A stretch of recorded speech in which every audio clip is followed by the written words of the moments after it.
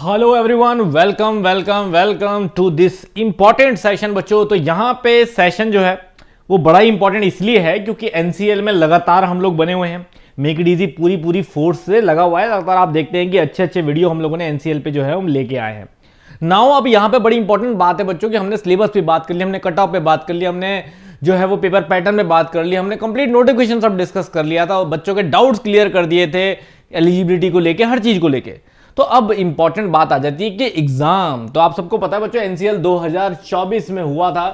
तो 2024 का paper analysis अगर आप देखें तो आपको कंप्लीट समझ में आता है कि पेपर जो है वो किस तरह हुआ, क्या हुआ।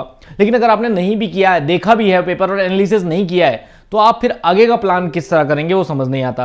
तो जरूरी है कि यहां पे एक डीप एनालिसिस कर दिया जाए। तो आज हम करने जा रहे हैं बच्चों एनसीएल का पेपर एनालिसिस, वो भी प्रॉपर डीपली। तो आप अगले 15 मिनट में जो है वो मेरे साथ आप इस पेपर का पूरा एनालिसिस देखेंगे कि पेपर में क्या आया है, कैसा आया है, किस तरह आता है, कैसा लेवल है, कहां कहां के सब्जेक्ट्स कवर होंगे, क्या सिलेबस से ही पूरा पेपर होता है, क्या पेपर पूरी तरह से डिस्ट्रीब्यूटेड है या कोई खास वेटेज है किसी सब्जेक्ट्स को दी हुई। तो आइए इन सब चीजों के सवाल के जवाब जो है आज इस वीडियो में जानते हैं। तो thank you very much guys इस वीडियो को देखने के लिए। सबसे पहले बहुत बड़ी बात है आप समय निकाल पाए हैं क्योंकि आपका एग्जाम है। चलिए तो एनसीएल की जब बात करें बच्चों तो कहीं ना कहीं सभी जितने भी हमारे सिलेक्टेड स्टूडेंट्स हैं उनसे इंडिविजुअली भी बात करके समझ में आता है और कट ऑफ देख के भी साफ साफ समझ में आता है कि पेपर का लेवल, क्वेश्चन का लेवल जो है वो डाउन रहा था और जिसके वजह से जो है वो कट ऑफ बहुत हाई गई थी। अब डाउन रहा था हमें सबसे बड़ी दिक्कत ये होती है कि एक गलती और आप कंपटीशन से बाहर, ठीक है ना। तो इसलिए अच्छे से प्रैक्टिस करना और अच्छे से सिलेबस को पढ़ना बहुत जरूरी है। अब जैसा कि आप जानते हैं बच्चों, तो अगर मैं यहां पे देखूं कि पेपर में सब्जेक्ट डिस्ट्रीब्यूशन कैसा है, मतलब अगर आप पूरे पेपर को एनालाइज करेंगे इन एग्जाम 2024, अगर आप 2024 के पेपर को एनालाइज करेंगे तो आपके समझ में ये आएगा कि किन किन सब्जेक्ट से क्वेश्चन आए थे। तो देखिए थर्मोडायनेमिक्स, फ्लूइड मैकेनिक्स, जहां से क्वेश्चन मतलब प्रॉपर आए हैं। आईसी इंजन, मैं वही सब सब्जेक्ट लिख रहा हूं जहां से क्वेश्चन आए थे, मतलब आप ये नहीं कहते कि इनसे नहीं आया था या सब्जेक्ट छोड़ दिया। आपकी पावर प्लांट इंजीनियरिंग क्लियर है। दूसरा प्रोडक्शन इंजीनियरिंग। अब याद रखिए प्रोडक्शन इंजीनियरिंग अपने आप में वास्ट टॉपिक है थोड़ा, क्योंकि इसके अंदर जो है वो मैन्युफैक्चरिंग टेक्नोलॉजी वगैरह सब आ जाता है, ठीक है। तो मैं पूरे को एक साथ प्रोडक्शन इंजीनियरिंग लिख रहा हूं, ठीक है। चाहे वो उसमें कास्टिंग हो, चाहे उसमें ग्राइंडिंग हो, चाहे उसमें मशीनिंग हो, वो सब कुछ प्रोडक्शन इंजीनियरिंग के अंदर मानेंगे हम, ठीक है। दूसरा स्ट्रेंथ ऑफ मटेरियल, सोम कह सकते हैं आप। तीसरा टोम कह सकते हैं आप, क्लियर है। अब याद रखिए टोम और एमडी एक ही जैसा है, एक साथ है, ठीक है। इंजीनियरिंग मैकेनिक्स क्लियर है। दूसरा मटेरियल साइंस क्लियर है। अगला RAC, that is refrigeration and air conditioning.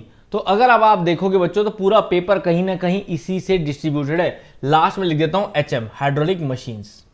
तो अब आप जानते बच्चों सिलेबस अगर आपने देखा है तो मैं आपको जरा सिलेबस के दर्शन करवाऊं।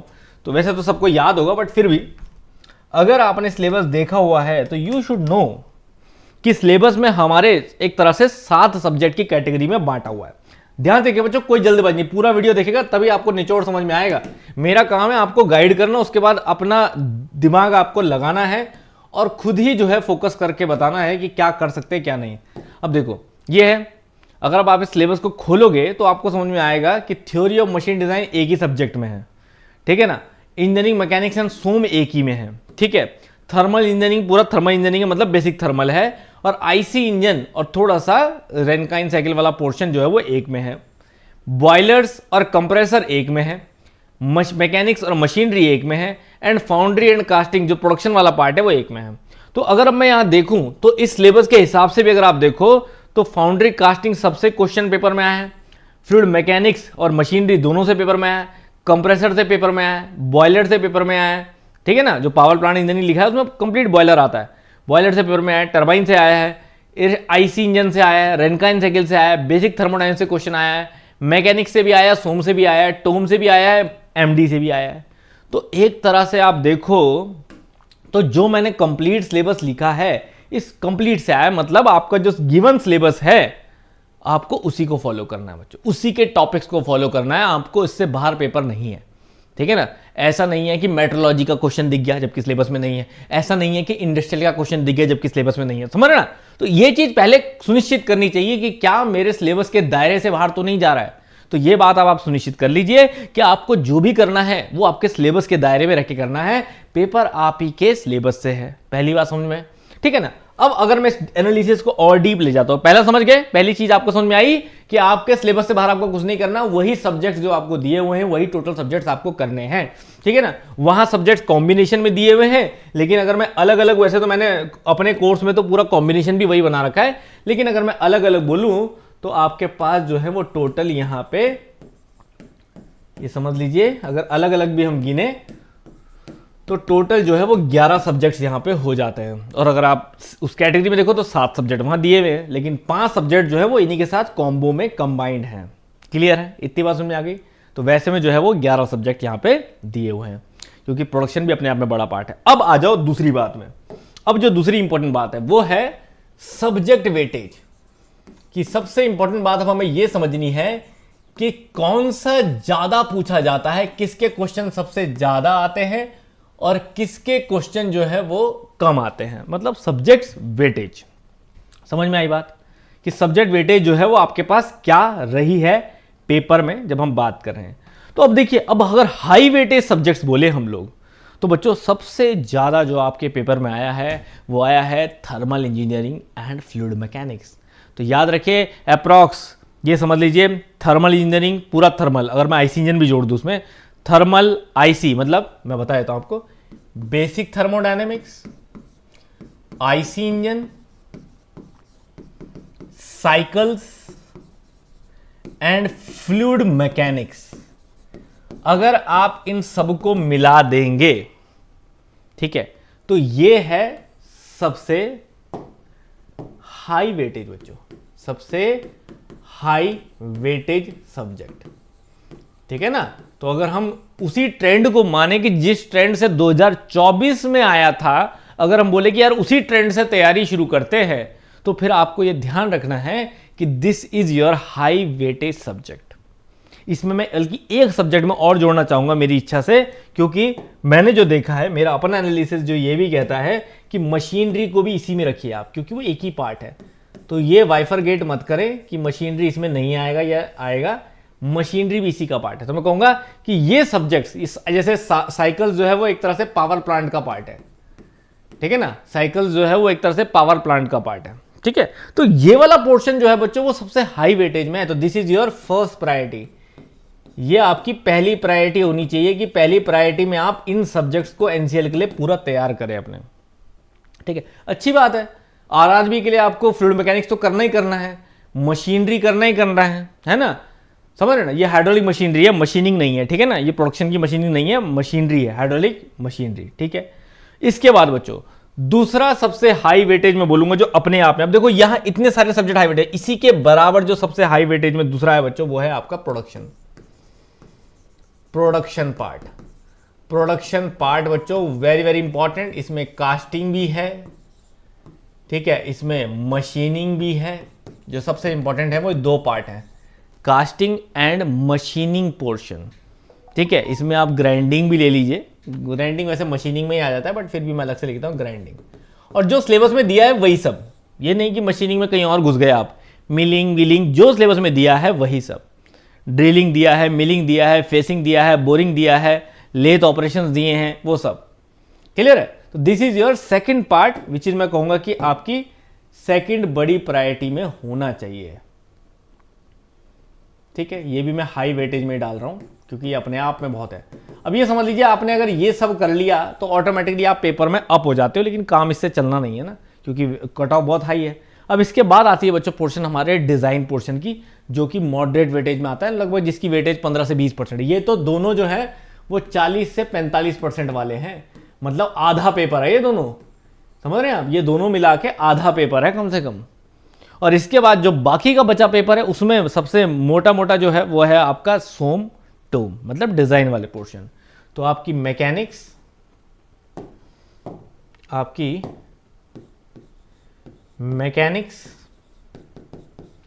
सोम एंड टोम, और इसी में आप एमडी भी जोड़ दें क्योंकि टोम का ही पार्ट है वो, ठीक है, सब्जेक्ट के हिसाब से। तो दिस विल बी योर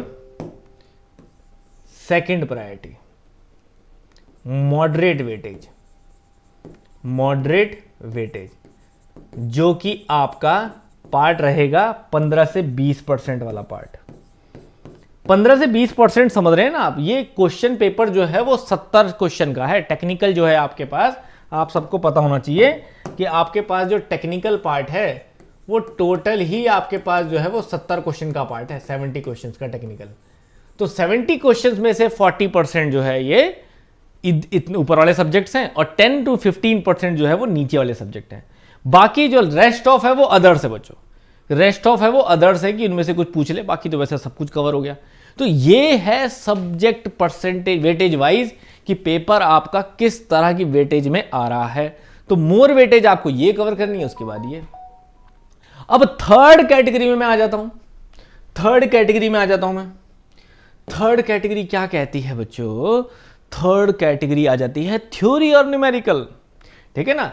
जब एनालिसिस में आप आगे बढ़ते हैं बच्चों तो थ्योरी वर्सेस न्यूमेरिकल, और जब थ्योरी वर्सेस न्यूमेरिकल की बात आती है तो याद रखिए, जान के आपको बहुत खुशी होगी, खुशी की इतनी खुशी कि 95% तो आपके पास सिर्फ और सिर्फ थ्योरी है और मात्र 2 से 5% आपके पास जो है वो सिर्फ और सिर्फ न्यूमेरिकल है। थ्योरी मतलब रिलेशन भी पूछ सकता है, फॉर्मूला भी पूछ सकता है, वो सब थ्योरी में आता है। न्यूमेरिकल मतलब कैलकुलेशन जिसमें है। तो मात्र 2 से 5%। तो न्यूमेरिकल की जो टेंशन लेनी नहीं है इसमें, समझ लो ना के बराबर टेंशन है। बेसिक न्यूमेरिकल बिल्कुल बेसिक, ठीक है। लास्ट चीज जो बच्चों पेपर एनालिसिस में समझ में आती है वो है क्वेश्चन का लेवल। क्वेश्चन लेवल पहली चीज कंप्लीटली बेसिक, ठीक है। Based on formula, relation and one liners. जो हमारे सीधे सीधे वन लाइनर कंसेप्ट होते हैं कि भाई ये स्टेटमेंट कहता है, ये स्टेटमेंट है ना, जो स्टेटमेंट्स बेस्ड हैं वो सीधे सीधे स्टेटमेंट जो आपको लिखाए जाते हैं वही सीधा एमसीक्यू है। कि हम बोले कि ये वैल्यूज पे डिपेंड करती है या ये बढ़ने से घटता है, तो वो सीधा सीधा ही पूछा गया है कि क्या बढ़ने से क्या घटता है, क्या बढ़ता है। समझ आ रही बात? तो दूसरी इंपॉर्टेंट चीज ये है बच्चों, तो इसके लिए अभी जो पेपर देखा गया लास्ट, वो तो बिल्कुल ऐसा डिपेंड है जो आपकी पुरानी तैयारी हुआ करती थी ना, कि हाँ भाई खुरमी उठाई कर दी और हो गया। तो पिछली बार वाले जैसा तो वहीं से हो जाएगा, ठीक है ना। बाकी आप सीधा है, मैं कहूँगा जिसने नहीं किया है वो सिलेबस है आपके सामने, कोर्स आपके सामने है।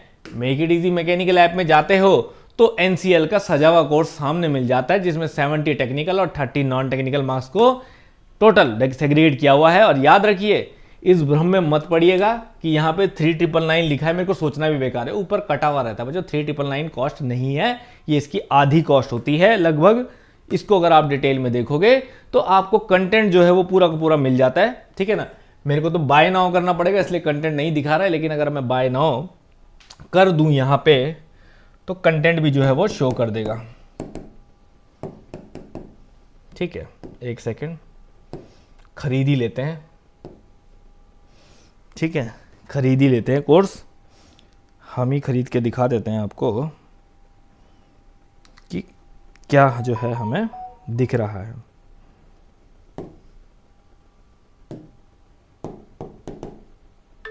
ठीक है, अब मैं आपको दिखा देता हूं कंटेंट भी, कि अगर आप एसेंशियल के कोर्स में जाते हैं और कंटेंट को देखते हैं तो you will find technical content, non technical content. Technical content में देखो मैंने दोनों चीज़ का ध्यान रखा है कि, क्योंकि मैंने क्या बोला यहाँ पे कि रिवीजन ही अपने आप में बहुत इंपॉर्टेंट है। मतलब ये पूरा जो कंटेंट है ना वो सिर्फ रिवीजन से भी सॉल्व हो सकता है, रिवीजन बेस्ड कंसेप्ट।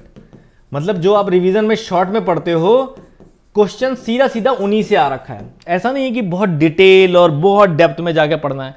रिवीजन में भी अगर आप पढ़ते हो तो वहां से भी कंसेप्ट जो है वो सीधा सीधा रखा है, अगर आपने पहले बेसिक पढ़ा हुआ है तो। ये नहीं कहूंगा मैं सीधा उतर रहे हो रिवीजन। तो ऐसे में इसलिए हमने क्या किया, टेक्निकल 70 मार्क्स में मैंने दोनों ऑप्शन दिए।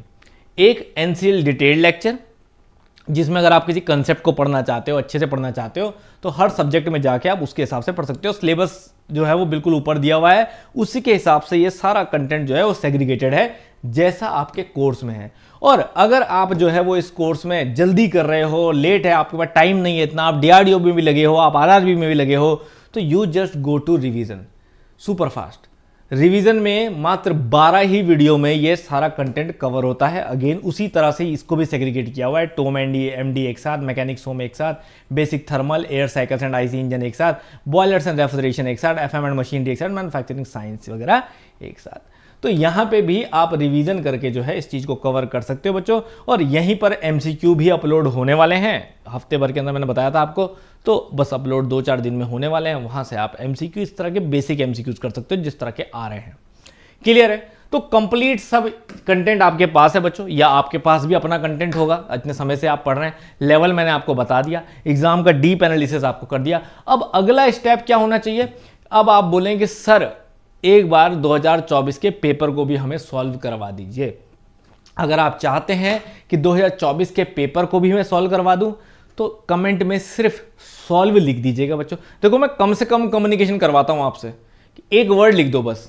सिर्फ उससे क्या होता है कि हमें पता चल जाता है कि रियली में बच्चे चाहते हैं कोई चीज़, हम जबरदस्ती की एनर्जी ना लगा रहे हो किसी चीज़ में, है ना। आपका समय और हमारा समय बहुत कीमती है बच्चों।